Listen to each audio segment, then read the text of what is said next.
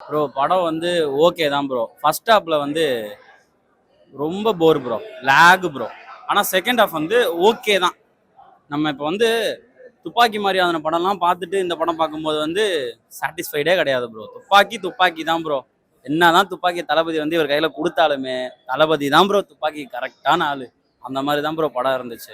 சிவகார்த்திகேயன் நல்ல நடிப்பு, ஓகே தான் அவரோட நடிப்பு. ஆனால் ஸ்க்ரீன் பிளே அந்த அளவுக்கு ஒன்றுமே நம்ம ஒரு எக்ஸ்பெக்டேஷனோட போவோம்ல, எக்ஸ்பெக்டேஷன் உடஞ்சிருச்சு. அமரன் மாதிரியான படம் வந்து சிவகார்த்திகேயன் பண்ணிட்டு இந்த படத்தை நீங்க பாத்தீங்கன்னா அதுல 0.5 கூட கிடையாது. அமரன் அப்படிப்பட்ட படம் இது. அந்த மாதிரி படம் இல்லை. இது வந்து திரைக்கதை வசனம் அது வந்து டைரக்ஷன் வைஸ் ஓகே. அமரனோ நம்ம கத்தியோ துப்பாக்கியோ. சிவகார்த்திகேயன் அண்ணாவோட நடிப்பை பத்தி நான் கேட்கிறேன். அவருடைய பெர்ஃபார்மன்ஸ் இதுல எப்படி இருக்கு? சிவகார்த்திகேயன் அண்ணா நல்லா தான் ப்ரோ நடிச்சிருக்காரு. இப்போ உங்களுக்கு ஸ்பாயில் பண்ணிடுவா தான் பாக்குறேன் சொல்றதா இருந்தா. பரவாயில்லையா? ஒண்ணுமே இல்லை ப்ரோ.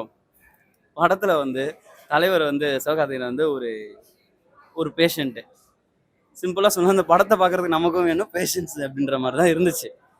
ஆனால் ஸ்க்ரீன் பிளே அந்த அளவுக்கு சின்ன சின்ன லேக்ஸ்லாம் நிறையா இருந்துச்சு. ஃபர்ஸ்ட் ஹாஃப்ல வந்து நிறைய சாங்ஸ், அவ்வளோ சாங்ஸ்லாம் இருந்துக்குன்னு அவசியமே கிடையாது. செகண்ட் ஹாஃப்ல வந்து கொண்டு போன விதம் ஓகே.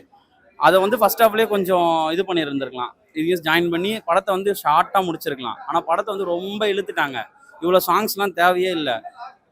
சிம்பிளாக சொல்லலாம், தலைவரை வந்து மாலா மாலா மாலா மாலான்ட்டு மாலதி மாலதி மாலதின்னு சுத்த விட்டுருப்பாங்க.